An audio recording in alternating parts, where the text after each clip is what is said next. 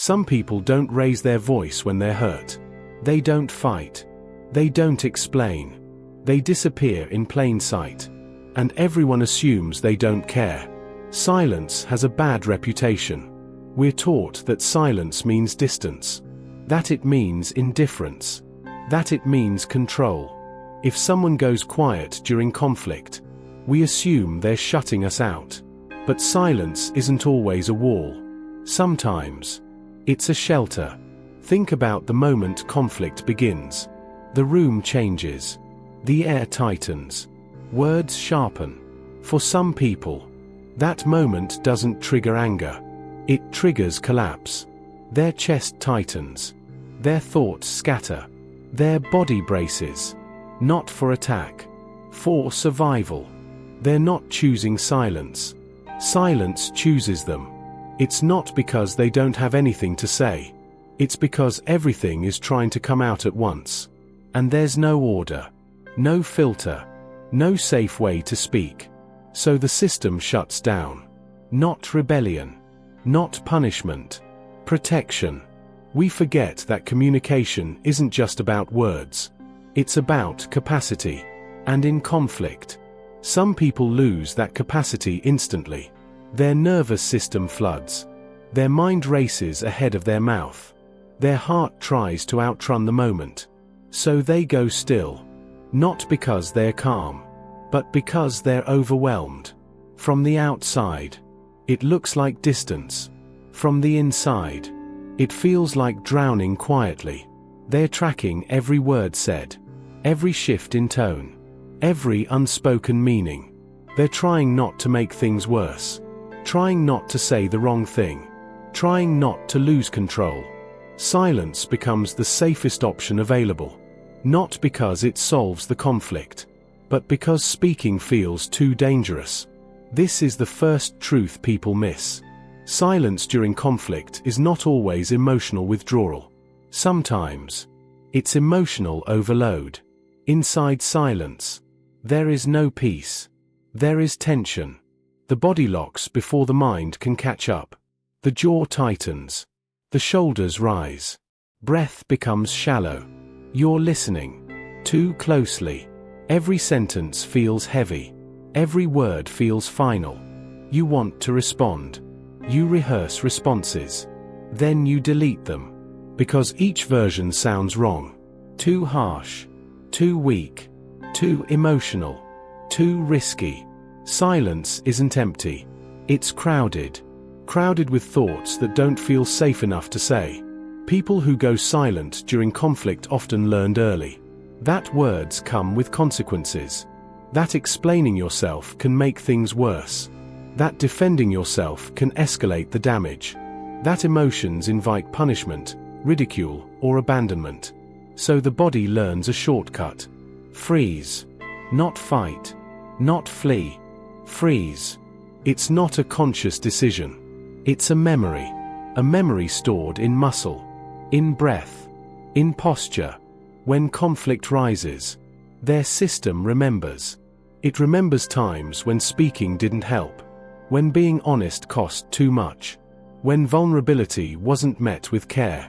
So silence steps in, not to harm the other person, but to reduce harm to themselves. They are not calm. They are contained, holding everything in place, so nothing spills out. And this containment takes effort. Silence is work. It takes energy to stay quiet.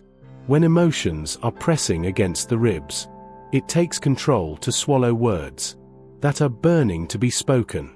This is why silence often looks cold, but feels exhausting. After conflict, they replay the moment. Every sentence, every pause, every missed chance to speak.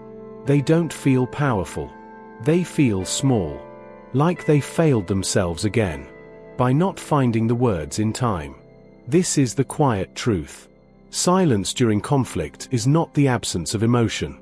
It is emotion with nowhere safe to go. Silence protects in the moment, but it extracts a price later. Because what isn't said doesn't disappear. It settles. It settles in the body, in the chest, In the stomach. Unspoken words don't dissolve. They accumulate. Each conflict adds another layer, another weight. And over time, silence starts to change people. They become careful, measured, distant without meaning to be. Not because they stopped caring, but because caring feels too expensive. When silence becomes a habit, connection weakens quietly. The other person feels shut out, confused, rejected, and the silent person feels misunderstood, invisible, alone inside the relationship. Both sides hurt. Neither feels seen. This is how silence creates distance.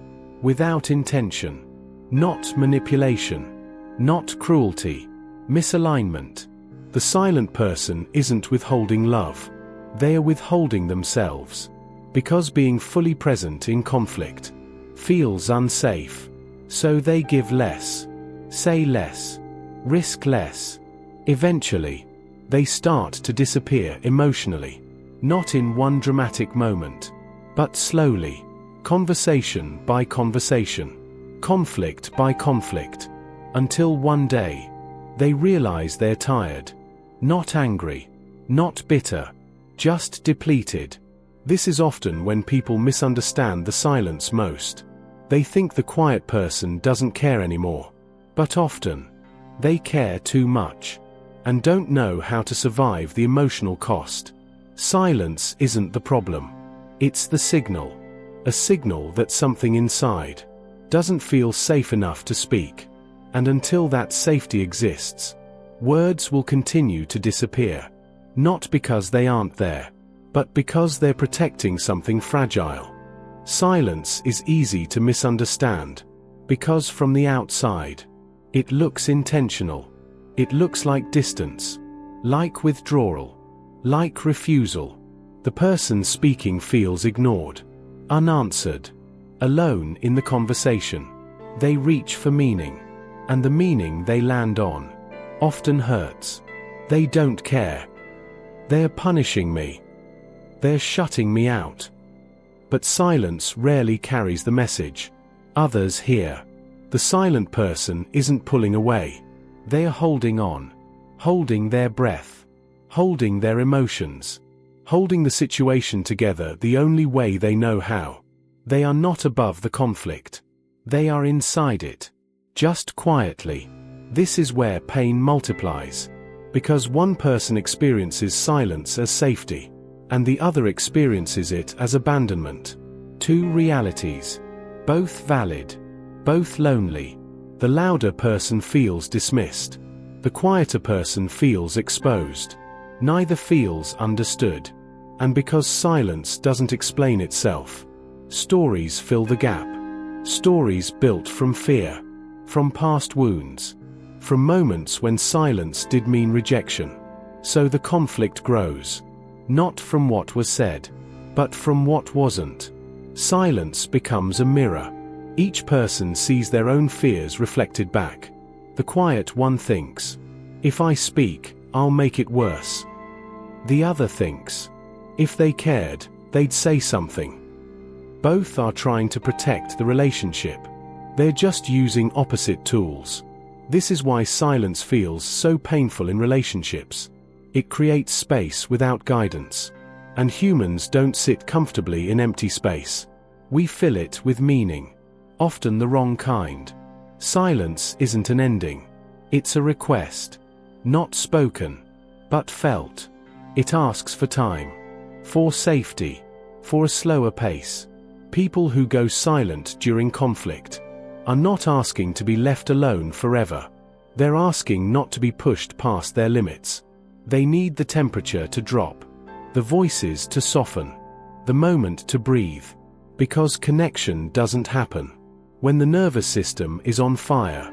It happens when there is room. Room to think. Room to feel. Room to choose words carefully. Silence is often the bridge between reaction and response. But bridges need support from both sides. If silence is punished, it turns into avoidance. If silence is respected, it can turn into understanding. The quiet person doesn't need interrogation. They need permission. Permission to come back when they're ready. To speak without being rushed. To explain without being interrupted. They are not avoiding accountability. They are avoiding damage. Because once words are said, they can't be taken back. And people who go silent know this deeply. They know how sharp words can become. When emotions run ahead of care. So silence steps in. To keep something intact. Not control. Not withdrawal. Care. This is the reframe most people miss. Silence in conflict is not rejection. It is restraint. It is the body saying, "Give me a moment, so I don't hurt something I'm trying to protect."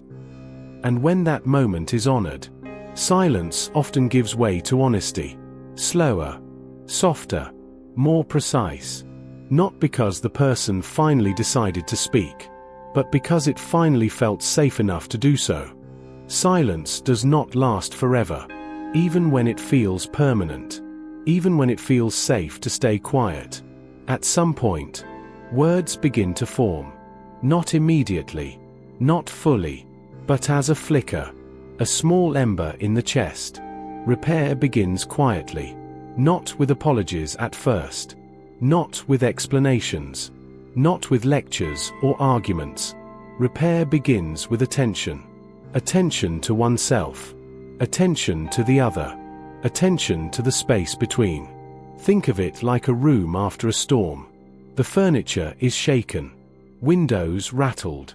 Walls wet with rain. You don't rush to rearrange everything. You don't try to make it perfect immediately. You walk slowly. You feel the floorboards under your feet. You notice the light through the windows. You take in the air. This is how communication after silence works. Slowly, carefully, respectfully. The first step is recognition. Not blame. Not judgment. Simply recognition. I see that this moment was hard. I know you needed space. I understand that words were difficult. These phrases are small, but they matter. They signal presence, not pressure. Too often, people try to fill silence with force. Why didn't you speak? You should have said something. Don't shut me out like this. These words do not repair. They escalate. They push. They make the silent person retreat further. Repair asks for patience, for listening, for acceptance, not agreement, not validation of one side over the other, just acknowledgement. Communication after silence has its own rhythm. It is not a flood. It is a slow stream. You start small. A single sentence. A single admission. A single question. Would you like to share how you felt? If the answer is silence, hold the silence. Do not fill it. Do not demand it. Do not judge it. Silence itself is a message, not one of rejection, but one of processing, of preparation, of protection. And sometimes, the most important repair is allowing silence to continue. Without fear. Trust grows in these moments. Not through words alone, but through consistency, through reliability, through the steady presence of someone who does not punish quiet. The quiet person learns slowly. That speaking will not break the connection. That emotion will not fracture the relationship. That mistakes in words will not destroy care. It is as if the nervous system itself needs to relearn safety. Every breath, every pause, every interaction. And this relearning is painstaking. Because silence has history. Because silence is memory. Because silence is protection repeated thousands of times. Repair is also physical. Tone of voice, facial expression, gestures, space. All the unspoken signals matter more than the spoken words. When the silent person feels safe physically, they feel safe emotionally. And only then do words begin to emerge naturally. The words themselves are fragile at first. Short sentences, hesitations, Repeats. Softly spoken. Clumsy at times. Beautiful in their honesty. It is tempting for the listener to try to fix them, to complete sentences, to guess feelings, to offer solutions. But this is not repair. It is interruption. It is disregard. Repair is about presence. Hearing what is said and what is not said. Allowing both to exist. Sometimes, repair is also about acknowledging the silence itself. Thank you for being here even when you couldn't speak. I understand you needed quiet. It was okay to take your time. These words are bridges. Bridges over the gap that conflict creates. Bridges built from patience. Bridges built from respect. Bridges built from compassion. Conflict teaches lessons. And silence teaches its own. One lesson is humility. The ability to hold another person's experience without immediately judging or correcting it. Another lesson is timing. That not all wounds are ready for speech. Not all pain is ready for words. Repair also teaches boundaries. When one person goes silent, the other learns to hold space, to step back, to stop pushing, to stop insisting. And sometimes, repair is about forgiveness. Not because anything was wrong, but because misinterpretation naturally happens. Because silence can feel like rejection. Because both sides need grace. Repair in relationships is rarely linear. It comes in cycles. Progress and pause. Step forward and step back. And each cycle builds resilience. Not in the sense of ignoring pain, but in the sense of learning to exist with pain and still maintain connection. There is also courage in repair. The courage to speak first, to risk vulnerability, to acknowledge discomfort, to meet silence with care. And there is courage in receiving repair, to allow words in, to trust another again, to risk being heard. In this dynamic, both people grow, not only in communication skills, but in emotional presence, in empathy, in understanding the rhythms of human response. Repair without pressure is quiet magic. It does not announce itself. It does not demand attention. It unfolds gently, step by step. This is why relationships with people who go silent can feel fragile and strong at the same time. Fragile because words are tentative. Strong because the care beneath the silence is steadfast.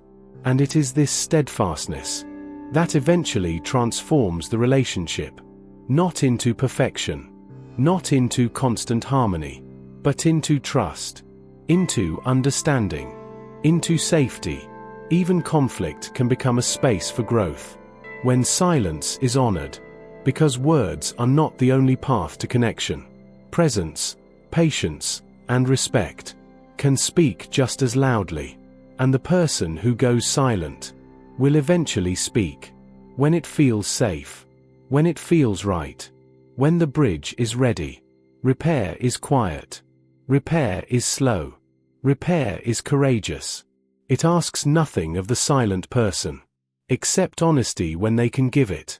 It asks everything of the listener, except judgment.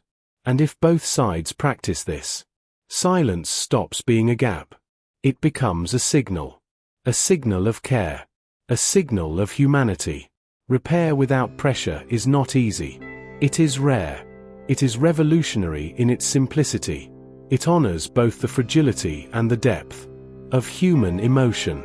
It teaches that connection is more than speech. That understanding is more than answers. That love is more than words. Silence is not the end. Not even after conflict. Not even after repeated misunderstandings. It can feel endless. A canyon stretching between two people. Empty and cold. But repair, once begun, paves a path forward. Not instantly. Not perfectly. But slowly. Integration begins when both sides see themselves clearly. Not as right or wrong. Not as victim or perpetrator. But as humans struggling to be heard and to hold another. The silent person learns. It is okay to protect myself with quiet. That words are not the only measure of care. That safety and trust are prerequisites, not luxuries. The speaking person learns. Patience is not weakness. That absence of words does not equal absence of feeling. That care sometimes shows itself in waiting, not in questioning. And together, they learn. Connection is layered. It is not a constant flood of conversation.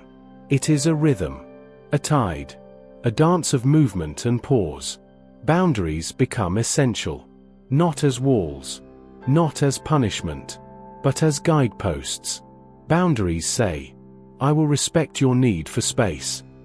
I will allow time before discussion. I will not demand explanations. For the silent person, boundaries feel like air, breath they can take without collapsing, permission to emerge in their own time, to speak when they are ready. Boundaries are not about control. They are about clarity, about teaching both people how to exist safely in the same space, about preventing old patterns from repeating. Hope grows quietly in this space, not in grand gestures, not in dramatic apologies, but in small, consistent acts. A soft question, a patient silence, a nod acknowledging presence. Each small act is a seed. Slowly it roots. Slowly it grows. And over time, the relationship begins to change. The quiet person can share more. The speaking person can receive more. Misinterpretations shrink. Trust expands. It is not instant. It is incremental. But it is real. There is freedom in this integration. Freedom from assumptions. Freedom from misreading silence as rejection. Freedom from the pressure to always respond. And there is relief. A relief that words do not need to carry the weight of the entire relationship. That connection is not solely dependent on conversation. That human presence, patience, and care can speak louder than words ever could. Hope also teaches forgiveness. Not forced forgiveness. Not forgetting. Not excusing harm. But gentle forgiveness. Forgiveness of mistakes. Forgiveness of silence. Forgiveness of fear. Because everyone carries a history. Everyone carries wounds. Everyone sometimes protects themselves in ways that hurt others. This forgiveness is a choice. A daily choice. A choice to see another fully. With their vulnerabilities. Their limits. Their humanity. Integration also allows the silent person to reclaim voice. Not as a weapon.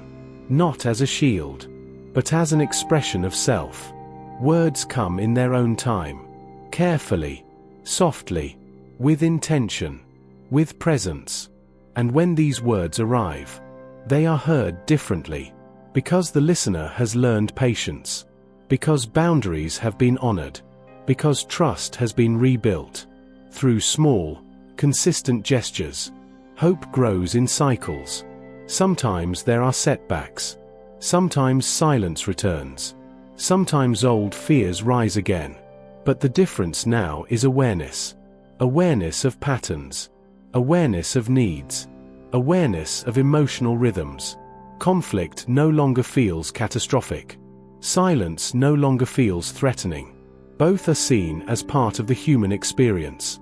And from this awareness comes resilience. The courage to speak. The courage to wait. The courage to care despite uncertainty. Finally, integration allows a new kind of intimacy. One not dependent on constant words. Not dependent on immediate responses. Not dependent on perfection. Intimacy rooted in understanding. In presence. In mutual respect for silence and speech. It is quiet, patient intimacy. It feels slow at first. It feels fragile. But it is stronger than words alone could ever make it. The silent person now has choice.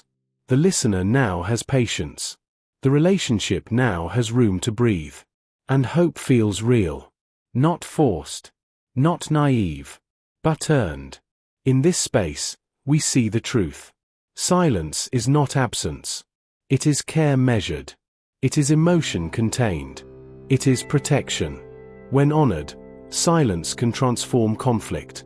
It can teach empathy. It can teach patience. It can teach the value of waiting for the right time. And when combined with words, with attention, with boundaries, and with compassion, it becomes a bridge. A bridge between hearts. A bridge between fears. A bridge between two people learning, slowly, how to exist together, without harm. Repair, integration, and hope are not destinations. They are processes. They are rhythms. They are choices made again and again. And in honoring silence, we honor the fragile, resilient, human heart. We honor our own, and the hearts of those we care about most.